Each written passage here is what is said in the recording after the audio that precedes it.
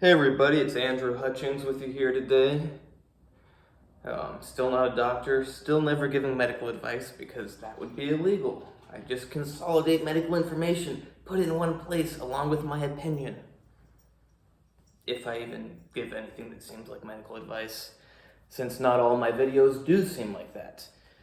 So this video, well, I have two videos in mind, but I'll make this one about what to do when your tendonitis starts flaring up again.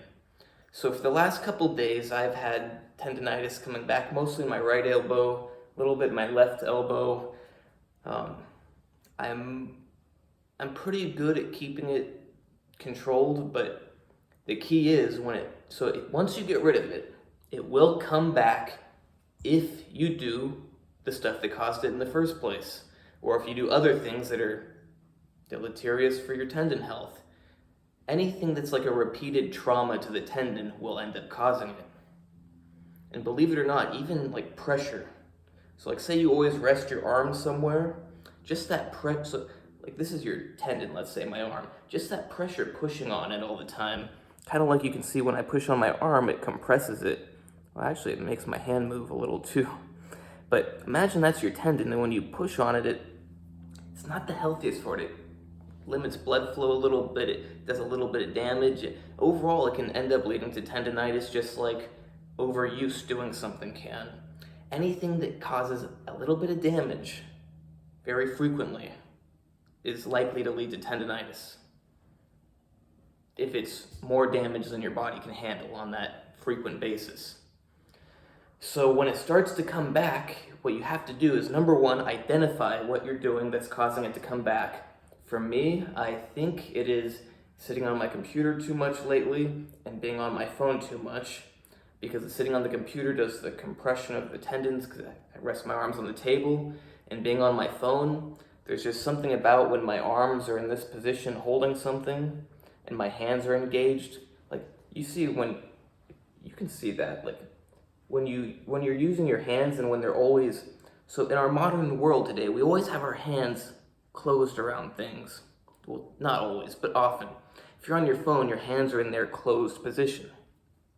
So the combination of the hands being closed and tense and the arms being bent, it puts stress on my tendons, this one and this one.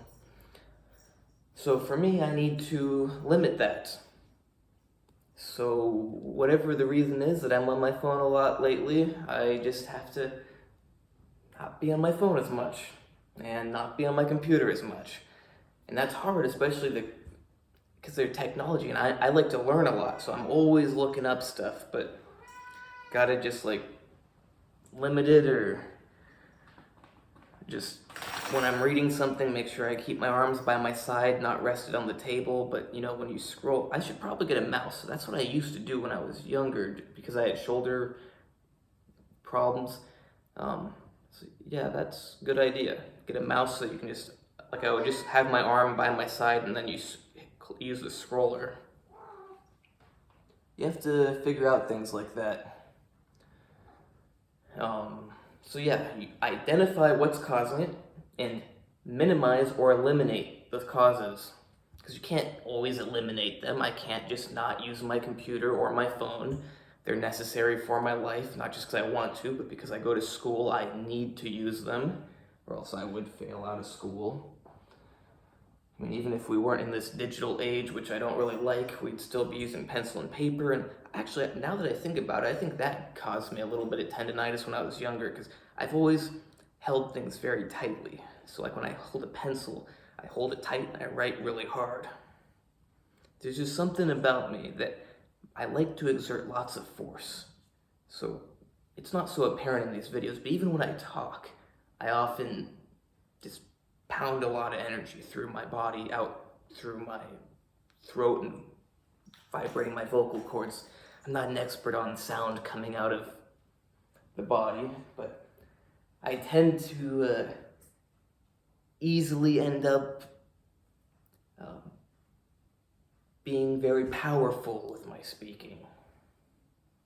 People tend to take it as me yelling, but really it's just how I tend to speak when I'm not being super relaxed. Just like when I go to the gym, I don't like to just lift weights that I can easily, I like to lift weights that I push a lot. And for me, actually, and this is off topic, but I've always found, even when I was 12 years old, that, so basically, I remember it specifically with lat pull. Like, say you're doing a lat pull down. Sometimes for me, increasing the weight a little bit can actually allow me to do more. It doesn't make sense. You would think the heavier the weight goes, the less you can do. But at least for me, there's something where I need to like trigger my body to actually put that force. If the weight is too low, I'm just going through the motion or something. But then when the weight goes high enough, my body goes, yeah, we gotta do this now. And it generates the driving force. So yeah, that's off topic, but I mean, you already got the point of the video. When you start to get your tendonitis again, you gotta identify what's causing it and minimize or eliminate it, or else it's just gonna get worse and worse and worse, and you may get back to chronic tendonitis again. And then it's a lot harder to get rid of it. It's a lot easier to stop it in its tracks than to wait until it's already full blown.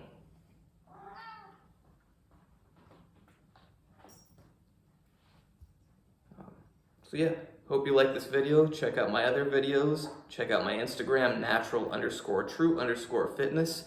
Check out my website, because probably by the time you watch this video, it'll be up. It's gonna be andrewhutchings.org. And my book on tendonitis, how to actually get rid of it when it's already full blown and chronic and horrible. That's gonna be coming out as I'm gonna finish my final exams, then I'll work on the cover of it, redo the about the author section. But yeah, basically I just gotta figure out what my cover is gonna be, and I will publish it, and you can get it and get rid of your tendonitis when it's already really bad. Because sadly, people go to doctors and it just doesn't get fixed, and the doctor sends them to physical therapists and it doesn't get fixed with them either. You get the whole runaround and you never get rid of your tendonitis, wherever it is.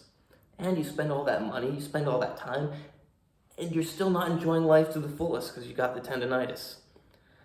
Then after that, when I have enough time, I will keep working on my blood pressure medication or supplement. I don't know what direction it's going to go. I got to make sure I'm covered legal-wise. Yeah, and you can hire me for training advice, because I've got good training advice. Like, I just posted an Instagram story the other night, but there's things that people just don't do for whatever reason. And like, for example, good ab exercise and cardio is you literally just go like this.